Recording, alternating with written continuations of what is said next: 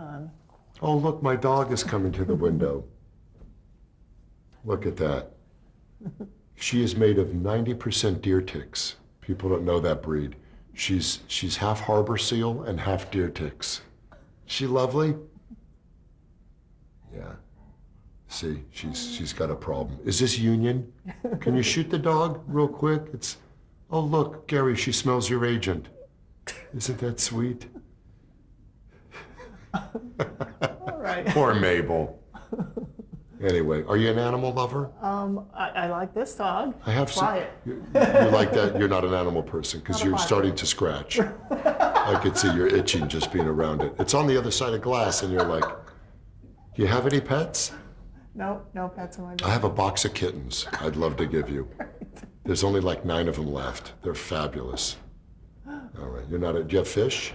No. No, no pets at all. Plants. Did you work for PETA for a while? No. And something happened? Were you gored by something that you want to talk about? No? I think we're back on. Okay, great. This is lovely. Thank you for that warning. We were talking about big laughs on the show, and Yes. you mentioned something. Well, there were a lot of big laughs. Some of that didn't air actually, and some that did. But I remember there was one scene where Ray and I ran out of the kitchen. We had a fight with Frank and Marie, and we ran out of the kitchen, and Doris was holding a plate of lasagna, and as we went by, she was supposed to move out of the way, and it landed right on her top, and there was lasagna all over, and she pulls it down, and she was so great, she kept it all in the moment, and she pulls it down, there was lasagna all over her, and Frank looked at her and goes, "Wow, Marie, I know you named him, but I didn't know you fed him." And it was, it's one of my favorite ones, of course, talking about the front naughties. There was a lot of that. There was a lot of, funny lines. Some episodes, like the sculptor episode, where Marie ends up going and sculpting her first, thing, and it ends up looking very much like a woman's, what can I call it, genitalia. And Robert was staring at it and going, "I've seen this somewhere before." That's the stuff that they wrote that is just so great. It's about the writers, actually. Any great sitcom, you do need an ensemble. There's no question about it. But the writing is what makes you run for 9 years. Either that or, being on the Oxygen Network. Do you have favorite Robert episodes, or are there ones? I do. I have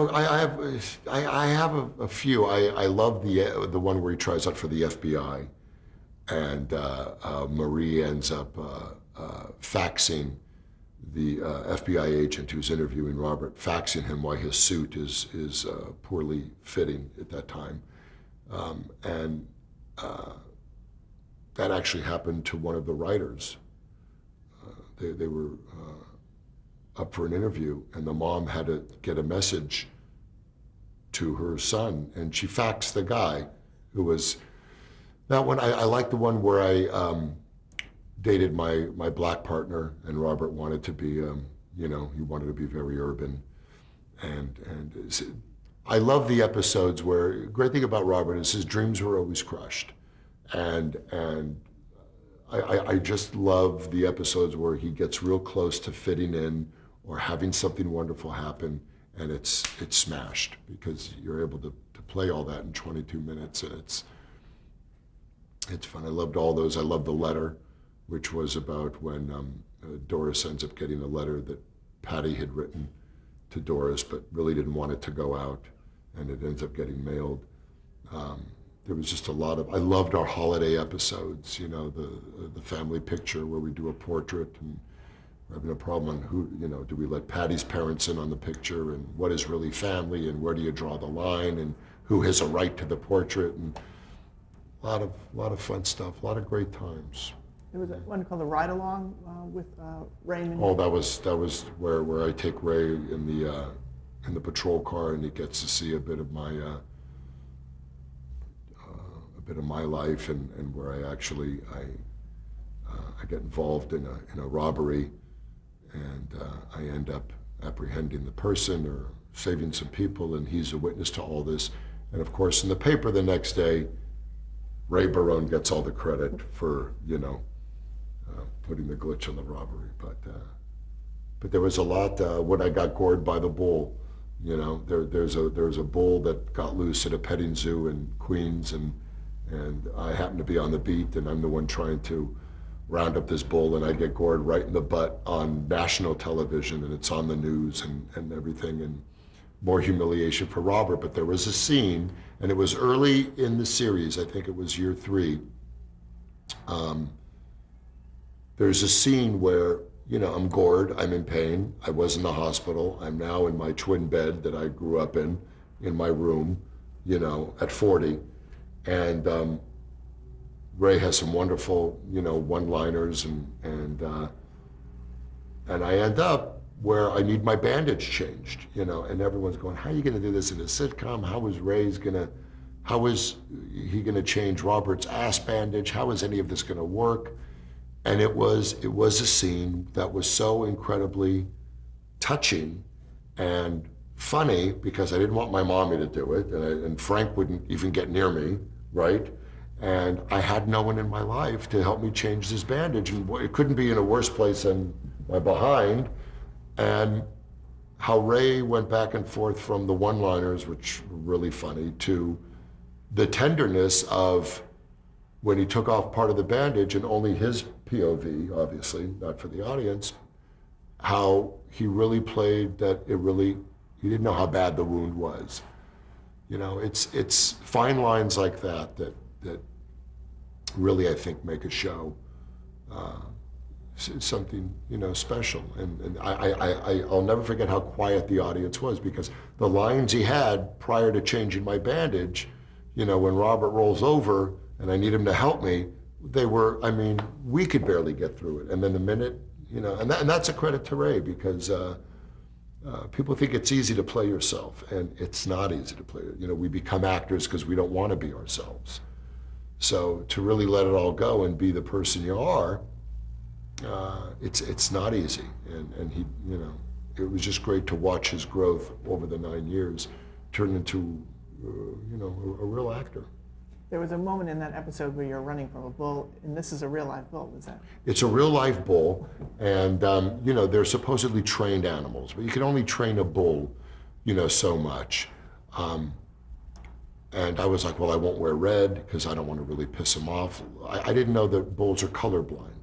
They can't see any color at all. But Ray's like, all right, tell us what you're gonna do. You're gonna run from the bull, and you can run, right? I go, yeah, I'm not fast. He goes, well, yeah, it's like a petting zoo bull. Is that gonna? Long story short, we rehearse it in the back lot of Warner Brothers. We rehearse it, and they give me a head start. The bull is on a tether. And then 2 minutes into the run, they let the bull go. Well, the rehearsal, I'm so slow, this thing is literally on my ass. And what they did is they put like a piece of ham in my pocket or something. First they starved the bull. I know we're not supposed to, but I'm gonna tell you. The bull doesn't eat. It's like what happens to us over the high holidays. I think the bull goes like 9 hours without food.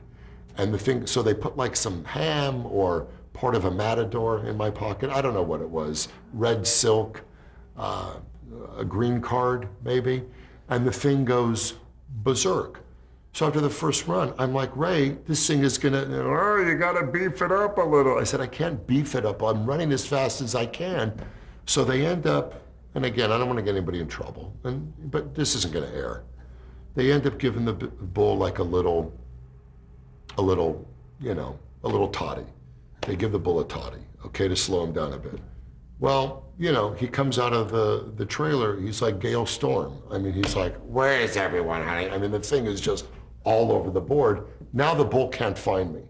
The bull can't find me at all. I'm running, and he's looking around, he's like waving. He's like really high, or something's going on. So now we have to wait till after lunch, till the bull, regains a little bit. It was like a bull on spring break, if you can imagine.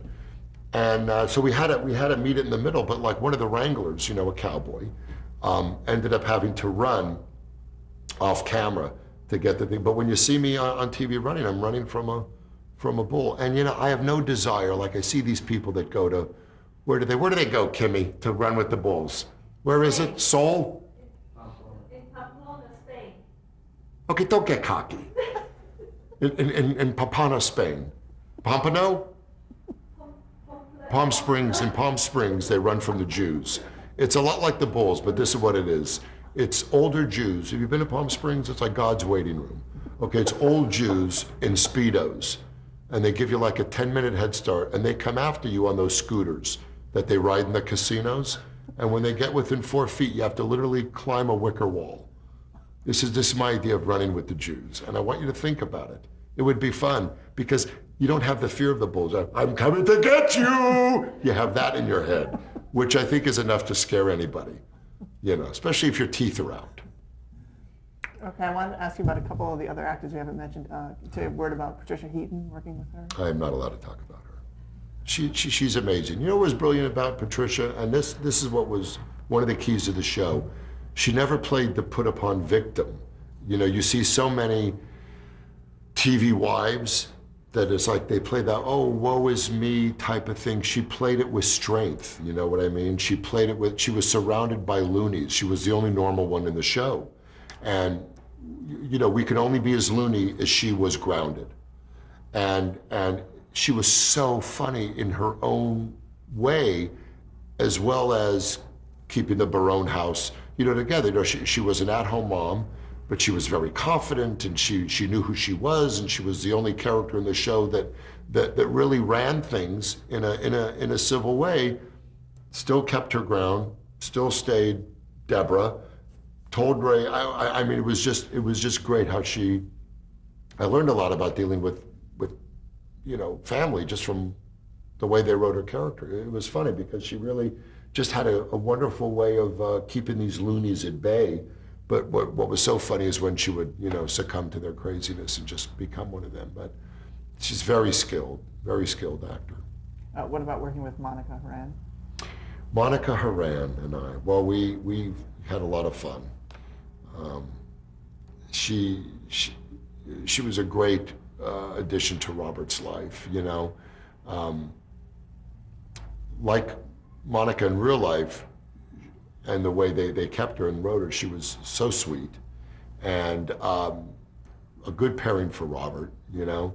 I didn't want him to get married, my character, and I was kind of a little strong about that. I felt that the only thing Robert could hold over Frank and Ray was his freedom.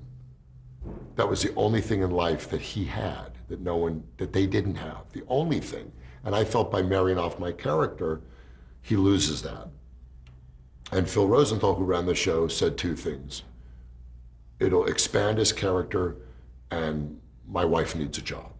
So it was kind of a little above, but it was a great addition to the show because it did give me a ton of episodes. And it also, it went to the other area. It made me more like Frank and Ray. So I became more like them. Not in the way Robert had planned, but, and everyone, it's amazing. Anytime we would talk to the audience during breaks, they all wanted Robert happy. They all wanted Robert married. They wanted him settled because they pulled for this guy and they cared, and they felt that marriage would be, you know, good for him. So it worked out great. She was a lot of fun, very sweet. Now, during 9/11, a number of the cast were in New York City. Were you part We all of that were. group? We all were. The whole cast was in New York. We were staying on the east side, right near the park, and we were literally in the car on our way to do the Rosie O'Donnell show.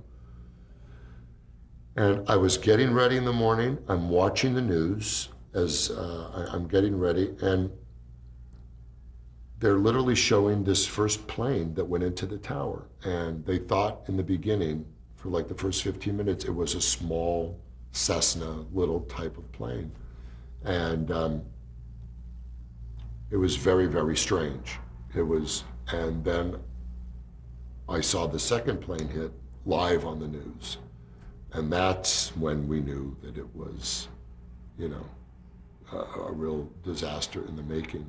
And you know, the stuff that goes through your head, I mean, Okay, we're back on your time. yeah, it was, you know, Ray and I talk about it a lot. Ray lost a couple of buddies in the towers. Just to be there around what you really thought it was possibly the end of the world. It's definitely a world that will never be the same. To see the people walking around covered in soot, totally, you know, somewhere incoherent, the fear, the smell of the burning, to be just, it was, and all you think about, right, I had two babies at the time, two little ones, is I gotta get home. I gotta get home because what's going on. And it's you know, you hope you learned something from it. I don't know if we did, you know, I don't want to get political, but I don't know if we did learn anything from it. And you know, you just think of all those people and the families, and it was a very weird awakening. There was a real comfort of all of us being together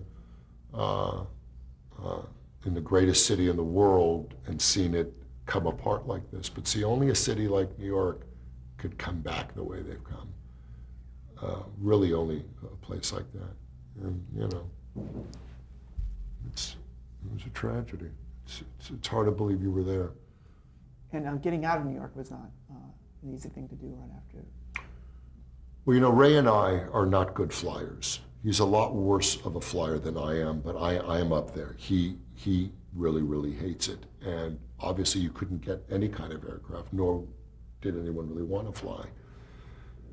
And by the time we decided we were going to take a bus back to California, we rented a rock and roll tour bus, the last one that was available. Two guys owned it in Brooklyn. And they showed up, and it looked like ZZ Top was literally, they were, you know, we didn't have a choice. Anyway, we're in New York. They got us in the evening. It was, my cousin was with me, Darren, who I mentioned. He was working with his company in New York at the same time. He was stranded with one of his associates. So it's me, Ray, my cousin, and his buddy on a tour bus, trying to get back. We wake up at 2 a.m. in Tennessee. Now, you know, I'm not great with the geography, but if you're going from New York to California, I don't think you go through Tennessee, okay? And the driver was swerving and out of his mind, and we literally had to commandeer the bus and take the wheel, and we ended up, now this is how sick we are. It's a few days after this, okay, and we got to get home. We pull over in Tennessee, and we're all on our cells. Only Ray's works, of course, and we're just trying to get and we see a sign that says casino. And we figure, well, hell, if we're going to be stranded, let's go to Harrah's. And we ended up at a makeshift casino in the South, where we ended up living for 2 days. And figuring out our then we rent a giant truck and we drive. That lasts a day, and Ray's like, man, I'm sleepy, you know, and we're calling the network and no one's answering. And we finally, I think in Arkansas, we made it as far as Arkansas from Brooklyn. How we got in Arkansas. And then I ended up getting Ray to, the first day you could fly, I said, Ray, I said, you know, you're the richest man in television. Get us a friggin' plane. All right. You know, and he opens his wallet and a bat came out. And we got home. Yeah. But Okay. it was an excursion, for sure. All right, on a happier note, you won a couple of Emmy Awards for the show.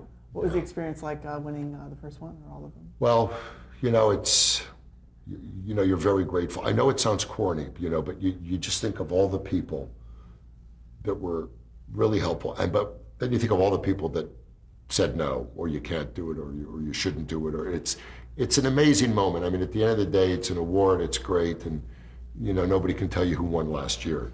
But it's just for someone, any performer, anybody that wins something like that, it's an amazing feeling because, I spent 20 some years at that time in obscurity, doing what I dreamed of doing. And I'm very grateful. But the first year I won, I was really the dark horse. I mean, there was a couple years where everyone in the cast, everyone was nominated but me. So it was like a Christmas gift. I ended up, making sweatshirts that were Robert Barone police sweatshirts that had like the sergeant patch here, and then here was the Emmy with a line through it, So for me to even get a nod that year was huge, and to win, I remember running up the aisle, not towards the stage, but to Phil, and hugging him because he had created such a great character, and it's really wonderful. And the next morning I came home, and my kids woke up the next morning, and they were quite young too, and they didn't really get it. But 10 minutes later, the Emmy is going down the hall in the Barbie dream car, not a big one that she's in, but just Barbie in the Emmy. And I said, you know what? That's at the end of the day, it's just a very shiny doll. It's all it is. But I'm incredibly grateful for it. And, to get it from your peers was overwhelming. Didn't Phil do something behind the scenes when you weren't nominated the one year? Yes, I think like after the second year when everyone was nominated and not me again, we were there for the table read, and Phil did this wonderful speech where it was the day the nominations came out, and he goes, everybody here today, congratulations to all of you. I am so proud of you. You all got what you really deserve. And I don't know, they're filming me. And I'm, my look was like, does he know I'm not nominated? How could he? And then all of a sudden, all these balloons come out of the ceiling, and Bob Barker, in a beautiful mink coat, comes from backstage and goes, the most overlooked actor in history, and he had an award for me. And it was really, really amazing and very, very funny. And then Bob and I, we dated for, God, what must have been the course of 4 years. And we worked at SeaWorld together, rounding up the snowshoe crabs. It was actually something you had to do daily because they were everywhere. It's in San Diego. So that was cool. I still have that award. It's a wonderful, cheesy award, most overlooked actor, which I may be getting another one of those again soon. I'm having the feeling. Now, there was a well-publicized salary dispute that you had. Yes, yes, you heard about that. Yeah. Yes. That's sort of my question. Were you surprised at how much media attention it got? Well, I wasn't surprised about the attention it got. I kind of feared that would be one of the, one of the hurdles of going through something like that. But you know what? It's, I'm glad I did it. It wasn't anything but feeling that I should be brought up to the level that my co-stars were at. The media really spun it into a lot of things, and 90% of the stories were not true. What it really was is I was one of the supporting players that had to be bumped up. Bottom line, when you do a pilot, you sign a 6-year contract, and every year is a 5% bump to what you got originally. Well, I was totally unknown when I got the pilot, and I was happy to get the job. But when it becomes a #1 show, I think people should be compensated, whether it's crew or actors or writers, and it's about business. And I never took it personally, though it got heated and hot, because I felt I was right. I knew I could have lost the job or been fired, and I also didn't think it would happen. But there was a point where it looked like it was going to happen. But I knew that the network would do the right thing, because at the end of the day, what I was asking for was really nothing crazy, and something that people at my level on the show were already getting. So, but it was weird, to have all that played out in the media, and it looks strange to the public, out there that's busting their ass for minimum wage, and I get it. But there comes a point when you gotta take off the gloves and you gotta go for it, because but you got to have integrity, and people aren't going to give you that in this business, and it's not a business that's fair. It's a business that's incredibly exciting and very euphoric on a lot of levels. But any business, you have to go through it. Unfortunately, in the entertainment industry, it's done publicly, and that's what's unfortunate. But I did what anyone else would do in any other occupation that felt they had it coming, And now I wanted to ask you about filming the final episode. You've been doing it for 9 years up to that point. What was the experience like doing that last episode? It was exhausting. It was emotionally a roller coaster. The final episode was postponed twice, literally with an audience sitting there. We had never postponed a show. We had never canceled a show in 9 years. And Patty had laryngitis, and then the next week Doris got it and was sick. And we literally postponed it twice. So the build-up to doing a final episode after 9 years, the invited audiences, people flew in from all over the country. We had a certain amount of fans that were there all the time that we wanted to have in, plus family. And Ray and Phil's family was from the East, and we literally had to walk out right before we started filming because we went up to the last moment of could Patty get through this show, and we didn't know. She couldn't talk for the whole rehearsal for the whole day. So we literally didn't know because the doctor said, you cannot talk the whole day. And we went, well, how do we know if we could do a show? He said, you won't know until showtime if the shots are going to work and the medication is going to work. And she opened up her mouth and it was nothing. So, and then Doris was sick or hungover. I'm not sure. She knows I love her. There's two things I didn't mention about the Robert character that I want to mention. When you do his voice, you lower it a little bit. Is there a reason? It's weird that I would have to lower my voice. But my voice has a slight lilt in it, that I didn't want for Robert. I wanted him more right around here because it sounds more kind of beaten. I wanted him more monotone and a little more, Eeyore-ish, if you will, because Ray has kind of a deep voice and Peter had big pipes. So I wanted to bottom it out a little bit. But do you think that comes from your voice work that you decided to go? No, I think it just, not really. I think it just, the minute I read the script and was auditioning, I didn't even think of lowering my voice because, God, why would I do that? My voice is deep.